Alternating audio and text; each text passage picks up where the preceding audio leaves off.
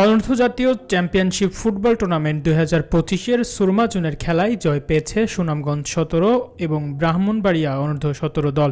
Bangladesh football federation বাফুফের আয়োজনে এবং সিলেট জেলা ক্রীড়া সংস্থার সার্বিক সহযোগিতায় শনিবার সিলেট বিভাগীয় ক্রীড়া কমপ্লেক্স মাঠে প্রথম ম্যাচে মুখোমুখি হওয়ার কথা ছিল সুনামগঞ্জ এবং চাঁদপুর জেলার। চাঁদপুর জেলা মাঠে অনুপস্থিত থাকায় খেলার বিধি মোতাবেক সুনামগঞ্জ দলকে জয়ী ঘোষণা করা হয়।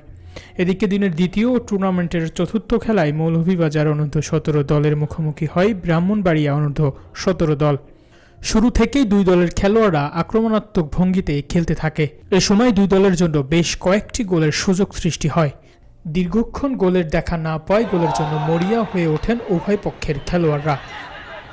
মৌলভীবাজার অনূর্ধ্ব 17 দল প্রথমে গোল পাওয়ার সম্ভাবনা জাগালেও ক্রসবারে লেগে ফিরে আসায় তার সফল হয়নি। দীর্ঘ চেষ্টার পর শেষ পর্যন্ত ম্যাচের 10 মিনিটের মাথায় ব্রাহ্মণবাড়িয়া অনূর্ধ্ব 17 দলের পক্ষে প্রথম গোল করেন 7 নং জার্সি পরিহিত খেলোয়াড় SM সিপাতের দুর্দান্ত শটে গোলকিপারের চোখ ফাঁকি দিয়ে বল জড়ায় জালে। ম্যাচের 70 মিনিটের মাথায় 15 নম্বর জার্সি পরিহিত স্ট্রাইকার আজমলের গোলের ব্যবধান বাড়াতে সাহায্য করে ব্রাহ্মণবাড়িয়া অনূর্ধ্ব 17 দল। ব্রাহ্মণবাড়িয়া এগিয়ে যায় 2-0 গোলে। ম্যাচের শেষ দিকে প্লান্টি থেকে পাওয়া গোলে ব্যবধান কমায় মৌলভীবাজার অনূর্ধ্ব 17 দল। মৌলভীবাজারের হয়ে একমাত্র গোলটি করেন 14 নম্বর জার্সি পরিহিত খেলোয়াড় রিয়াদ। আমাদেরকে দিয়েছে একটা ভেন্যু আমাদের এই মাঠটা কিন্তু আমরা পুরোই বলেছি মাঠের সমস্যা আমাদের সিলেটে দীর্ঘদিন ধরে।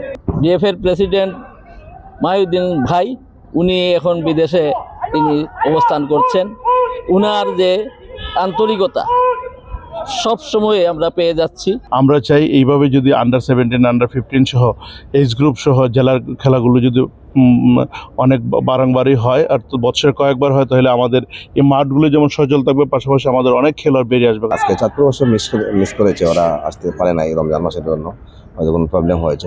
আমি আশাবাদী সিলেটের ফুটবল আরও বহুদূরে এগিয়ে যাবে, সিলেটের ফুটবলের পুরোনো জৌলস ফিরে আসবে এবং সিলেটের ফুটবল থেকে অনেক ন্যাশনাল টিমের প্লেয়াররা আমাদের মাঝে আবার পাবো। আমি আজকে রোজা রেখে অনেক ক্লান্ত, কিছু বলতে পারবো। আর সিলেটের মাঠ অনেক সুন্দর আর ওদের আয়োজন অনেক সুন্দর। ছেলেরা অনেক জার্নি করে ক্লান্ত ছিল, অনেকে রোজা রাখছে, রোজা রেখা তারা তাদের সর্বোচ্চটা চেষ্টা করে। তবে ম্যাচ শেষ হওয়ার 1 মিনিট আগে ব্রাহ্মণবাড়িয়া অনূর্ধ্ব দলের 12 নং জার্সি পরিহিত খেলোয়াড় রিফাত গোল করে ম্যাচের ফলাফল দাঁড় করায় 3-1 ব্যবধানে। পরবর্তী আক্রমণ পাল্টা আক্রমণের মধ্য দিয়ে অতিবাহিত হয় ম্যাচের নির্ধারিত সময়। পুরো ম্যাচ জুড়ে উত্তেজনা ছিল টান। শেষ পর্যন্ত 3-1 ব্যবধানের জয় নিয়ে মাঠ ছাড়ে ব্রাহ্মণবাড়িয়া দল। আর পরাজয় নিয়ে সন্তুষ্ট থাকতে হয় মৌলভীবাজার অনূর্ধ্ব 17 দলকে। পুরো খেলার মিডিয়া পার্টনার হিসেবে রয়েছে স্যাটেলাইট টেলিভিশন চ্যানেল S।